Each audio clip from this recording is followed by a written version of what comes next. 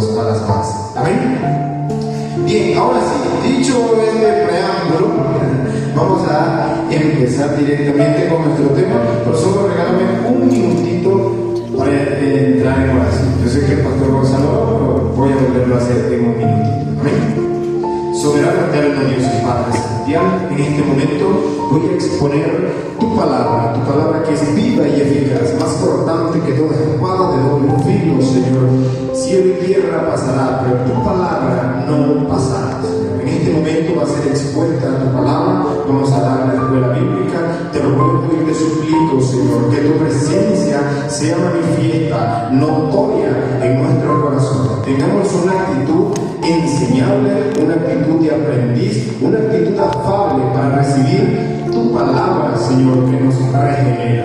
En este momento te pido que pongas palabras en mi boca para hablar acorde, Señor, que yo no me invente nada, que pueda predicar, enseñar conforme a tu palabra, a tu voluntad, Señor. Me abandono en ti, confío en ti y muchísimas gracias por esta mañana tener la oportunidad de enseñar tu palabra.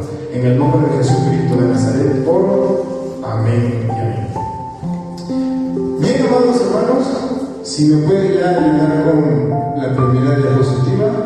Bien, en esta mañana vamos a tener una clase sobre la majestad de las Santas Escrituras, basadas en la Confesión de Fe de Londres de 1689, los primeros 5 puntos. La confesión tiene 10, sin embargo, el tiempo no da para exponer los 10 puntos. Amén. Antes de ello, por favor, ayúdenme con la lectura, una lectura muy conocida, 2 de Timoteo 3:16, porque antes de exponer la confesión hay que exponer la palabra de Dios, que es la que tiene autoridad divina. Amén.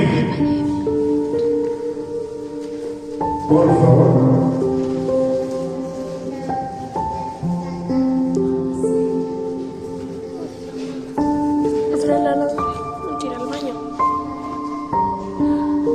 Segunda de Timoteo 3:16. Por favor, mi hermano.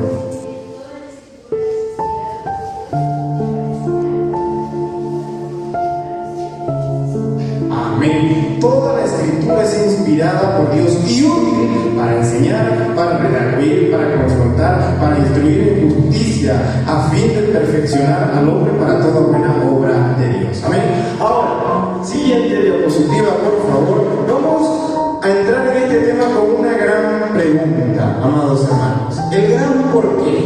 ¿Por qué conocemos de Dios y por qué estudiamos la Biblia? ¿Alguien puede dar su opinión, su respuesta? Porque estamos en una clase, así que ustedes pueden participar.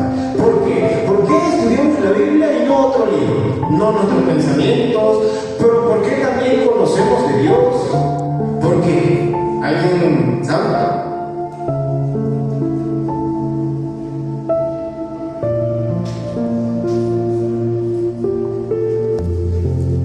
Amén. ¿Quién más? ¿Quién más se apunta?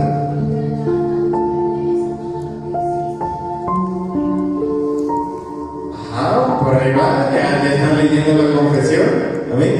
Entonces, bien, ahora sí, yo voy a dar mi respuesta, pero ahí es donde vamos a empezar a usar la confesión. Amén. Por favor, quien tenga el primer párrafo de la confesión para leerlo. Amén.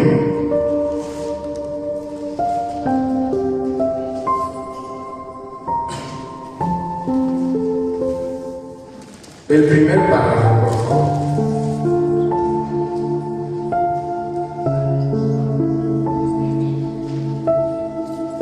¿No tiene alguien a la mano? Si no, yo lo leo.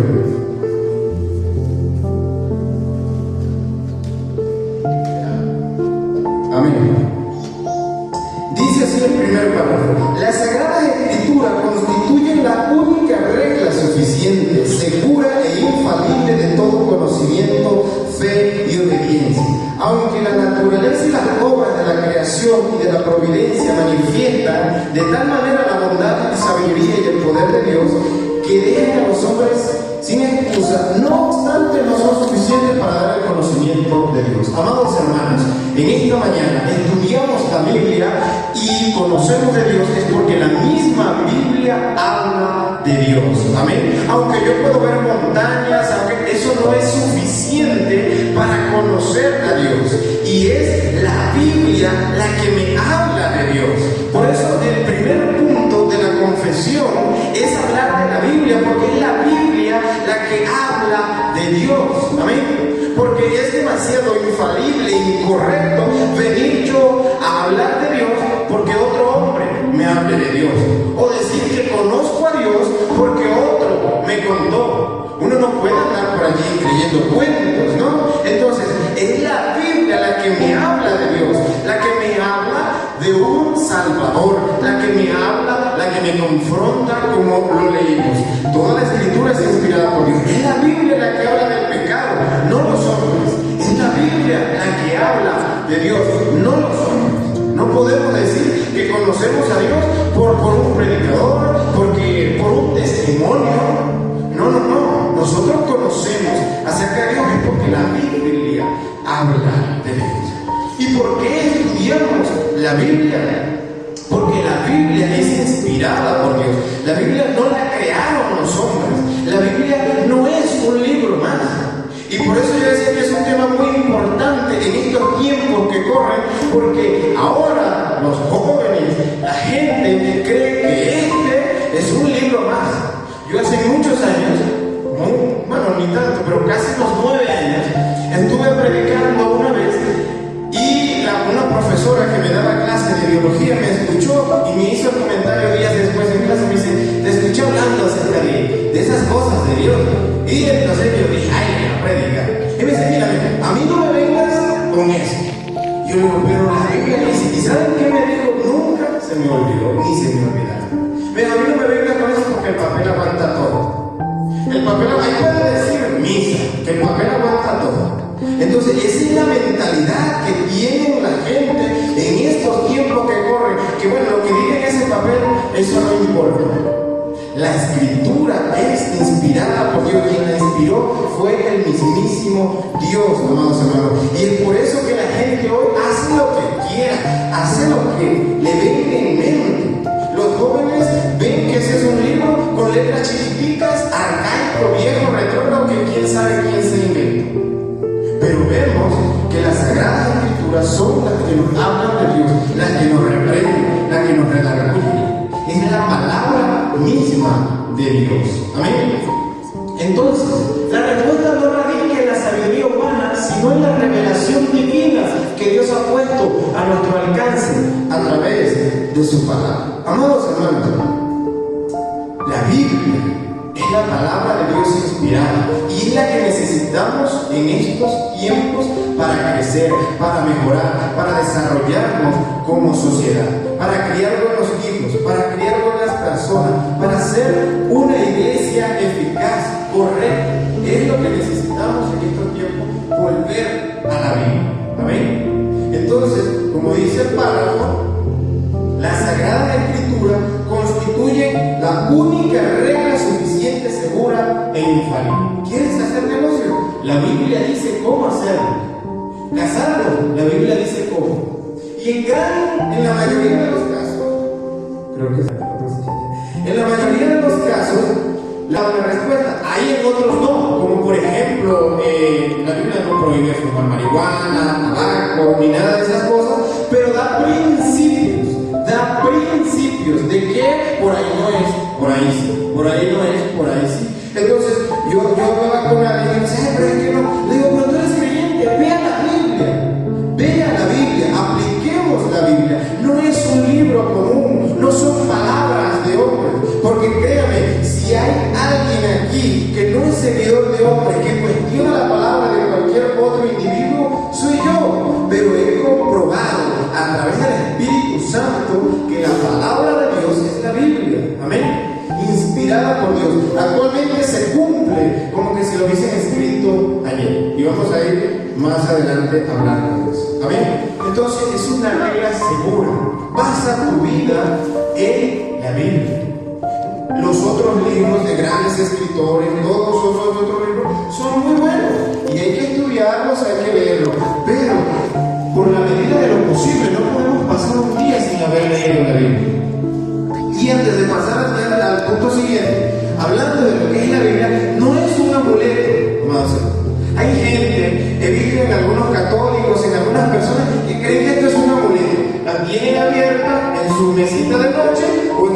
flor y la ven en el Salmo 90. Y la ponen ahí y eso se empolva. Eso en la Biblia no es un amuleto. No es que tampoco porque yo la cargue por aquí, la cargue por allá, me protege, me ayuda. Uno tiene que leerla para ser santo. Uno tiene que practicarla para ser santo.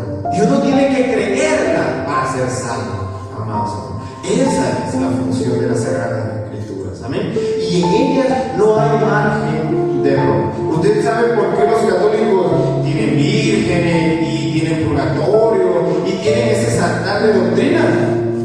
Porque ellos tienen algo más alto que la Biblia. Y es la tradición.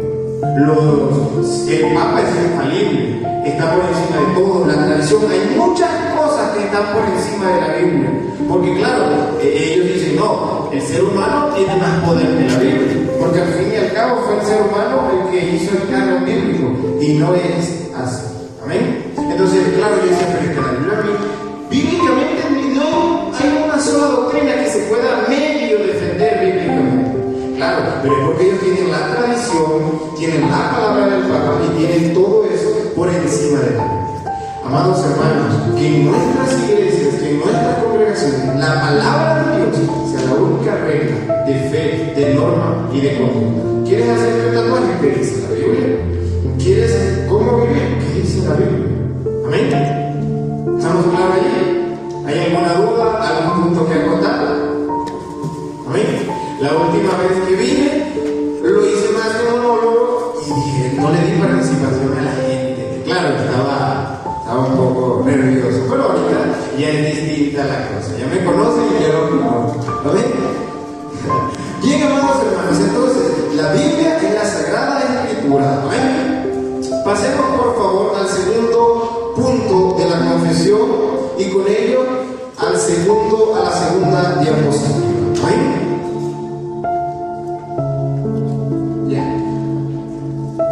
El segundo punto, por favor, si alguien lo tiene, para que lo lean, para que participen, no se sientan que estamos todavía la prédica es más tardecita.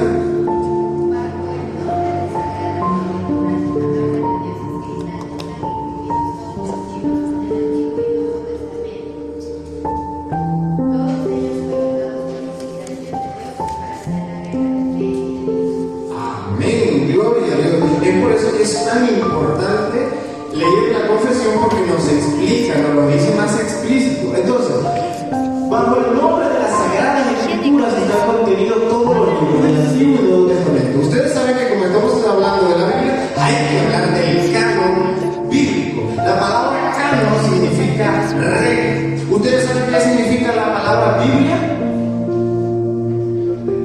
Biblioteca o un conjunto de varios libros. ¿Saben? Pero no lo resume. Entonces, eso significa Biblia, porque usted tiene allí 66 libros, 39 del Antiguo Testamento, 27 del Nuevo. ¿Ven? La Biblia, amados hermanos, es un largo proceso de construcción. No es que, como lo dicen los mormones eran, Joseph Smith dice, según él, ¿no? Que estaba soñando y de repente se encontró esas tablas. En cambio, la Biblia no es que usted un día iba a todo y se tropezó con un libro y de repente lo leyó y dice, ay, como que habla de Dios este libro. No, así la Biblia no es. ¿Amén? La Biblia, primero tenemos los 39 libros del Antiguo Testamento. ¿Qué es esto del Antiguo Testamento? Acuérdense que es necesario que yo les diga esto. El cristianismo deriva del judaísmo. Lo que pasa es que algunas cosas cambian porque Jesucristo las modifica y ya no hay esa religión tan estricta del judaísmo. Pero yo estudio teología y sería demasiado poco ético que yo no diga que el cristianismo tiene raíces en el judaísmo, porque entonces te dicen, pero ¿por qué hablamos del pueblo de Israel? Porque allí se dan las primeras bases. Entonces tenemos 39 libros del Antiguo Testamento que conforman la Torá, la Biblia hebrea, que saben llamar. Entonces estos libros hablan de la historia de Israel, del pueblo de Israel, de cómo Dios trató con Israel y cómo Dios se fue mostrando al mundo usando como canal, como vaso a Israel. Amén. ¿Estamos por allí? ¿Más claro? Entonces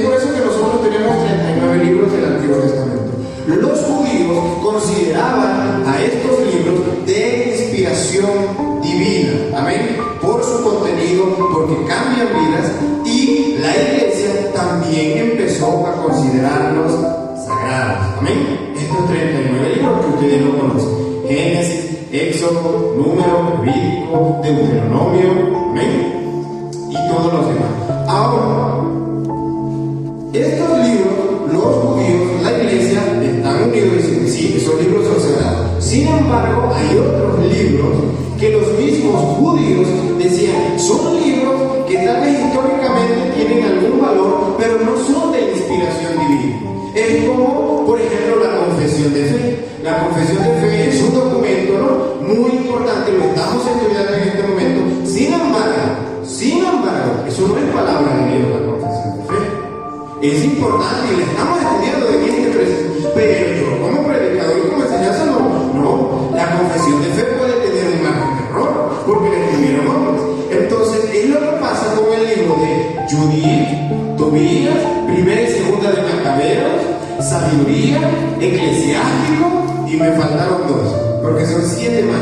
Entonces, esos libros, de repente, históricamente, uno los puede estudiar, hay algunos que otros versículos en Sabiduría muy buenos, pero no son libros de inspiración divina. Sin embargo, la Iglesia Católica, a lo largo de mucho tiempo, empezó a decir que sí.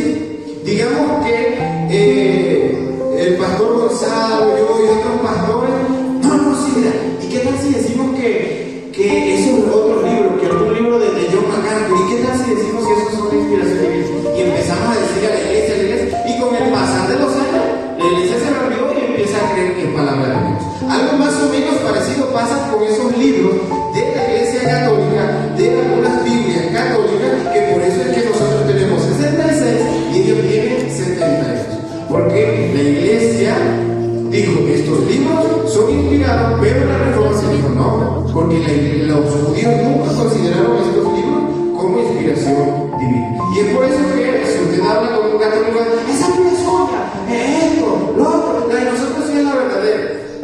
Y ellos están totalmente fuera de la razón porque no conocen historia. Y si uno no conoce historia, ya sabe que está condenado a arrepentir.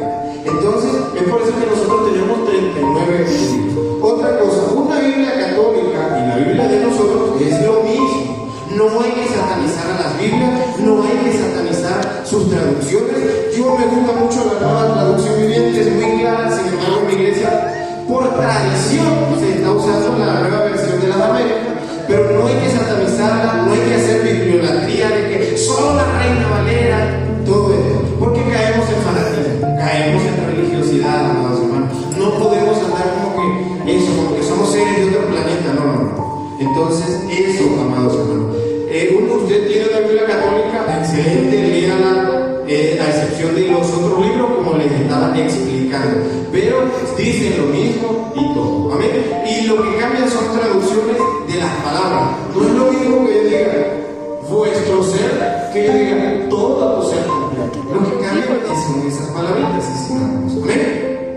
Y luego tenemos los 27 libros del Nuevo Testamento, que son después que Jesucristo se va, asciende a los cielos, los apóstoles, gente muy cercana a los apóstoles, escriben, y la iglesia se reúne y dice, mire, esto es inspiración divina.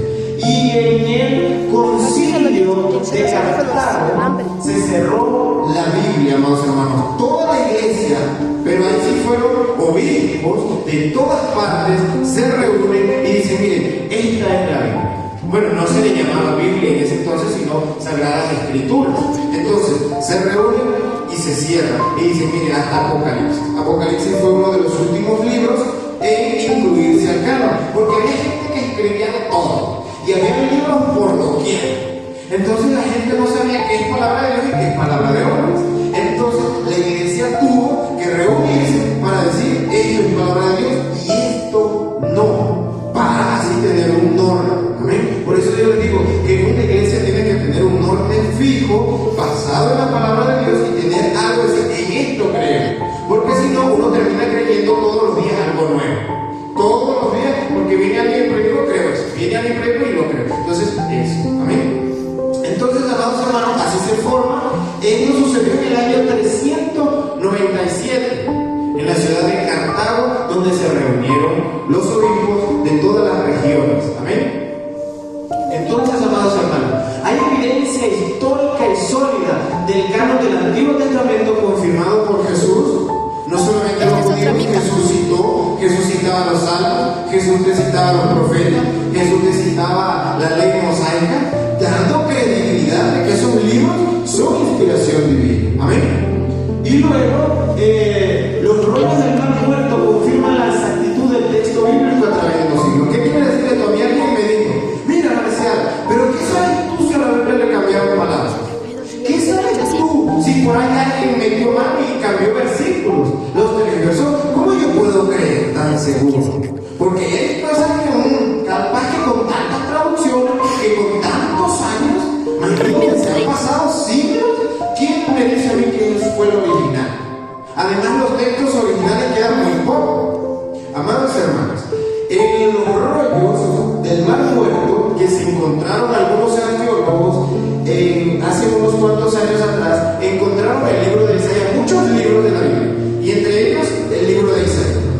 Usted lo lee y usted lee la misma Biblia de nosotros y dice exactamente lo mismo. Evidencia histórica y arqueológica real que las palabras de la Biblia nunca han sido cambiadas, porque Dios no lo ha permitido ni lo permitirá, porque es su palabra. Amén. Entonces hay evidencia de que lo que se dijo allá es lo mismo que se dice aquí, que no se ha cambiado la Biblia, que usted puede confiar en lo que dice la palabra de Dios. Y la palabra de Dios dice: buscar primeramente el reino de Dios y su justicia, y todo lo demás vendrá por añadidura. Créalo. Si la Biblia dice, sin paz y sin santidad nadie ve a Dios, créalo. Si la Biblia dice que el Señor es nuestro Redentor, nuestro Salvador, nuestro Dios, creámoslo, amén, porque no es palabra de hombre, amén. Entonces, estamos aquí. ¿Quedó claro este punto? Amén. Así más o menos, esto es historia, esto yo lo vi en una materia, ¿no? Durante un semestre, sin embargo, le estoy tratando de resumirlo para que nos quede claro. ¿Amén? Y esto es muy importante. Yo, ahora que empiezo a estudiar, he aprendido todo esto, porque hace años, en la iglesia donde crecí, ¡eso es el libro de Dios! ¡Y claro! Pero se vuelve una fe ciega. Porque demuéstrame, así como estamos hablando aquí, a través de arqueología, a través de la historia, y así, amados hermanos, usted puede salir en esta mañana diciendo: mi fe no es una fe ciega, mi fe no es una fe irracional, porque ahora en estos tiempos que corren, ¿de qué tildan a los cristianos? No, es que tú no eres razonable. La ciencia, esa sí es razonable, porque busca la lógica. No, la fe que nosotros tenemos es una fe lógica, racional, con evidencia histórica, con evidencia arqueológica. Los pueblos que se nombran en la Biblia son pueblos actuales, unos solamente los que han cambiado de nombre en la geografía. Entonces aquí no estamos creyendo cualquier cosa, nosotros no estamos creyendo en el Quijote de la Mancha, ni estamos creyendo